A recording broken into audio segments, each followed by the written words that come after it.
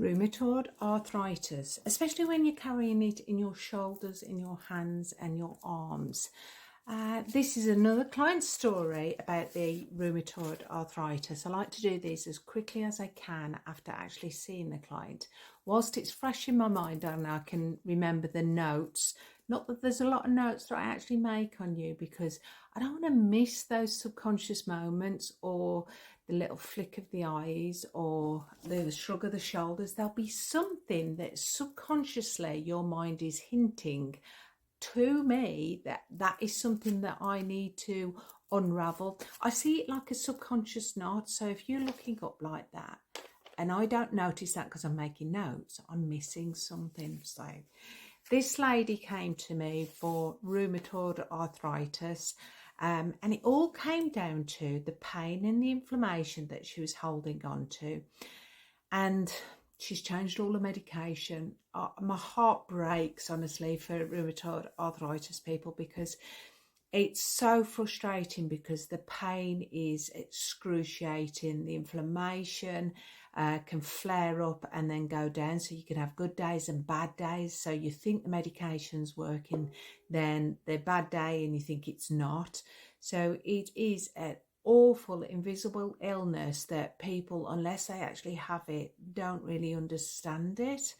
So she came to me because she was sick and tired of the pain, and yet again she'd been changed her medication, so she didn't quite know whether it was working or not, but she wanted to let go of that pain. So we tend to address, with rheumatoid arthritis, we address the symptom that is the pain, the symptom that is the inflammation, the flaring up, and the root cause behind it.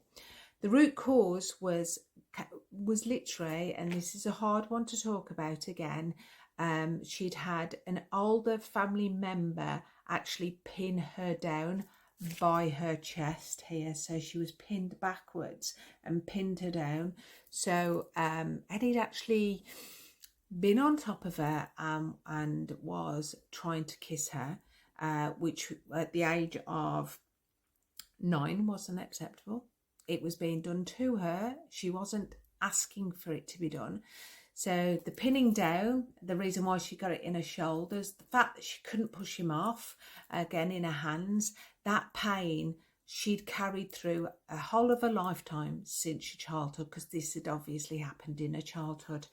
But the big thing for her was, because he was laying on top of her, kissing her, and she can remember certain smells. So when she's out in public, particularly when she goes on holiday and she smells cigarettes or alcohol, it's a trigger for her, because that's what he smelt of. And he wasn't that much older than her. So he probably thought it was okay to do what he was doing. Well, it wasn't. And this poor woman has carried the inflammation, the stress, the trauma in her body for all of these years. She's now in her 50s. So the pain for her, as he lay on top of her, I'm just reading my notes, kissing her, somebody actually walked in and didn't stop it. Now, I know this personally, that it can be that you aren't heard, you're not seen, and somebody isn't held accountable for what they did to you. That's huge. Why didn't he get told off for what he was doing? Okay, so they were in a certain area of the house that they shouldn't have been in, but what he was doing was unacceptable. And because it was unacceptable, why hadn't he been made accountable for what he did? And then the person who actually came in and saw what was happening, why didn't they stop it at the time? This could have been a whole different kettle of fish for this lady, because it wasn't acceptable and he got away with it, whereas she's carried it in her arms, on her shoulders, like a weight on her shoulders for, yeah, she's in her 50s, so let me do the math right quickly, 45 odd years now. That's incredible, isn't it? So subconsciously she thinks she's got to hold on to that, because at the time it wasn't rectified, it wasn't he wasn't found accountable, she wasn't able to let go emotionally there and then in the moment. So it was horrible, it was vile. the person himself. She was able to let go by reframing subconsciously, emotionally, because that's what I do in my sessions. I take you subconsciously, emotionally. You are able to rewire, reframe what happened to you, because it isn't acceptable. So what is acceptable? What she should have said. In fact, she's able to say more so in a lot stronger language, let's say, as well, in her 50s. She's able to say what a horrible, vile little man he was, and that it shouldn't have been done to her, but it was. And the weight that gets lifted, you see people in sessions, I frigging love what I do. You literally see people's shoulders go back like that, and you see that there's a weight being lifted, and they may just suddenly go like that. And at that point, if I'm making notes, which I've said before in this video, I don't make a lot of notes on you, and they don't go anywhere. They're just stored safely. Then as soon as I see that, I'll ask them what happened then. And they'll, more than likely, the majority of people say, oh my goodness, I feel a lightness. I feel like a weight's been lifted.